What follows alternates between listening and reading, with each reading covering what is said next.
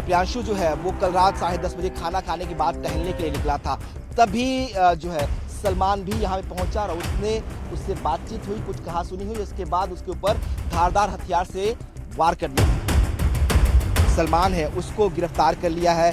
उससे पूछताछ की जा रही है कि आखिर इस वारदात को अंजाम देने के पीछे उसका मकसद क्या था। लखनऊ से सटे मलिहाबाद में एक बेहद खौफनाक वारदात सामने आई है। आरोप है कि सलमान नामक एक शख्स ने उसके पड़ोस में रहने वाले प्रियांशु के गले पर जोरदार धारदार हथियार से वार किया, जिससे उसे गर्दन कट गई।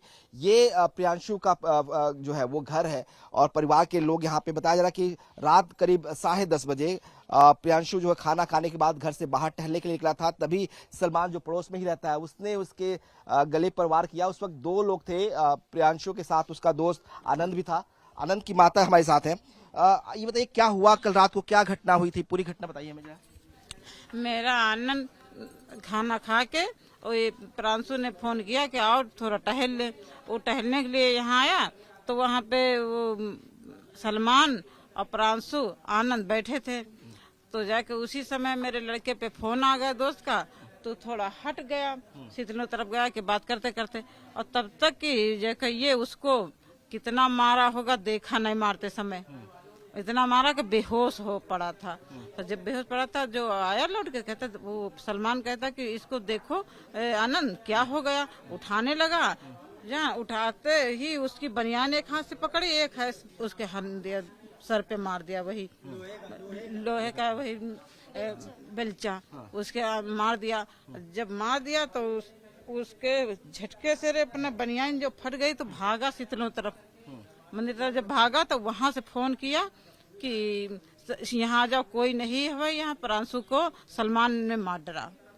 हाँ, तो तब हम लोग वहाँ से आए तो वहाँ पे प्रांशु गिरा हुआ था। हाँ, तब कटा पड़ा था। जब हम आए तो देखा तो के पीछे सब कोई आए। उसने फोन हमारे घर में किया कि मेरे लड़के ने देखो आके वहाँ कोई नहीं। क्या क्यों हुआ, कुछ पता चला आप लोगों को, क्या वजह? नहीं, सामने ये कुछ बताया नहीं कि क्यों। प्रांशु ही बताए, उसको होश आ जाए तो वही बताए कि क्या हुआ था।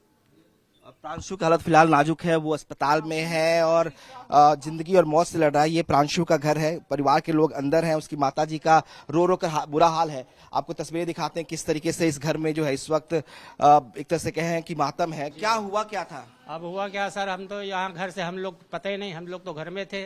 बड़ा लड़का हम उसी टाइम आया था, लखनऊ से आकर के बैठे थे।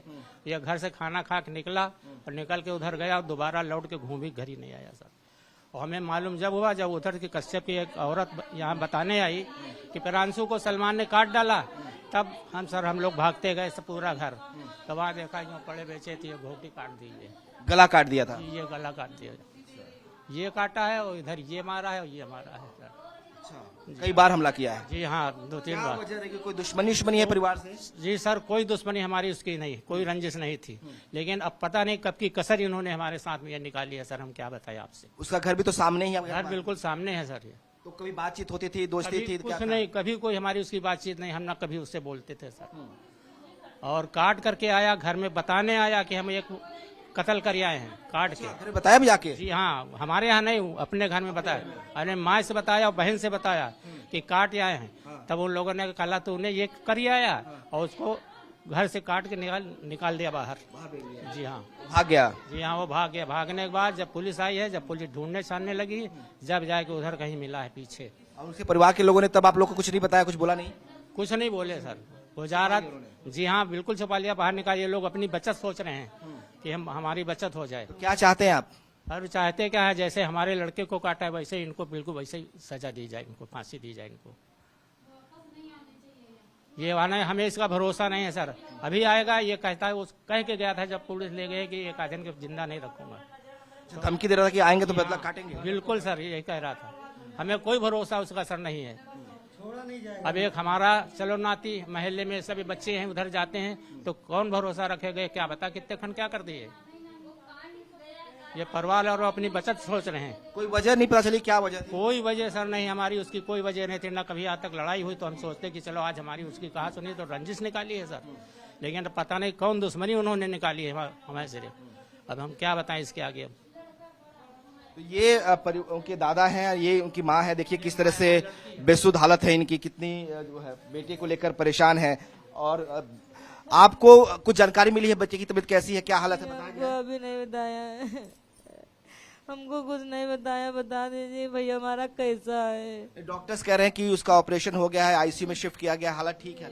जी ठीक है, तो सर ठीक हो जाए भैया, हमारे पास आ जाए और उसको लेकिन बिल्कुल खत्म करवा दो सर। क्या चाहती हैं आप?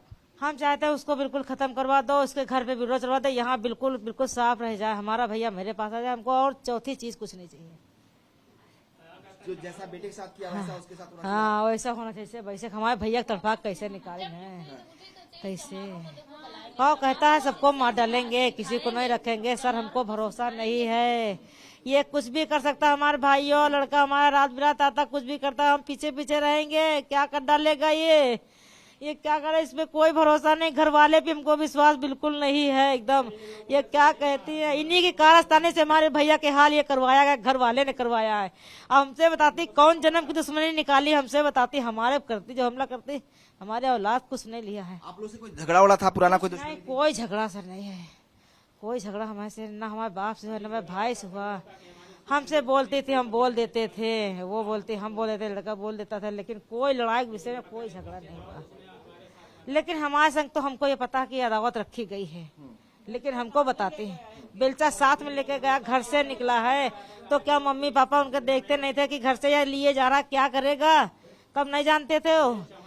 तब कहीं चमारो को तो मरवा दो, चमारन कहीं है, एक एक को मरवा दें, चमारन कहीं है, कोई रखिए नहीं। ये दलित परिवार है, इनका कहना है कि सामने ही आरोपी जो है उसका परिवार रहता है और वो पूरी तैयारी के साथ गया था, क्योंकि जब घर से निकला तो उसके हाथ में धारदार हथियार थे और परिवार के लोग शायद इस बात से वाकिफ थे, उसके बाद उन्होंने रोका नहीं। इनका ये भी आरोप है कि जब वो उसने इस वारदात को अंजाम दिया, उसके बाद वो वापस अपने घर लौटा, अपने परिवार को बताया कि उसने किस तरह से प्रांशु की हत्या की है, प्रांशु पर हमला किया है, जानलेवा हमला था। परिवार कहना है कई बार वार किए गए उसके गर्दन पर, पहला गला काटा गया, साइड से गले पर निशान है, तो कई तरह के मतलब मकसद साफ था कि मारने की नीयत से उस पर हमला किया गया था। ये जो घर आपको सामने दिखाएं, ये आरोपी सलमान का घर है। फिलहाल यहाँ पे पुलिस जो है वो तैनात है, पुलिस के लोग यहाँ मौजूद है, लेकिन पूरे इलाके में सन्नाटा पसरा है। आपको जहां भी दिखाई देंगे पुलिस के जवान जो है वो ही आपको इस इलाके में दिखाई देंगे। फिलहाल पुलिस ने सलमान को जो है वो कस्टडी में ले लिया है, उससे पूछताछ की जा रही है कि आखिर उसका मकसद क्या था। लेकिन जिस तरीके से सलमान ने प्रांशु रहदास को मौत के घाट उतारने की कोशिश की, उसकी गला काटने की कोशिश की है, कई तरह के सवाल खड़े करते हैं। उत्तर प्रदेश में योगी सरकार है, अगर ऐसे में कोई सलमान, कोई रहीम, कोई इरशाद जो है इस तरह से हमला करता है तो सवाल कानून व्यवस्था को लेकर भी उठता है कि आखिर कैसी हिम्मत हुई और ये कैसी कट्टरपंथी सोच है जो एक नाबालिग युवक पे इस तरह से जानलेवा हमला किया जाता है, उसकी गला जो है वो काटने की कोशिश होती है। और इस वारदात के बाद जो है कई तरह के सवाल भी उठ रहे हैं कि आखिर इसके पीछे जो है वो मकसद क्या है। कैमरा पर्सन सत्यदेव सिंह के साथ विनोद मिश्रा, टाइम्स नाउ भारत, लखनऊ।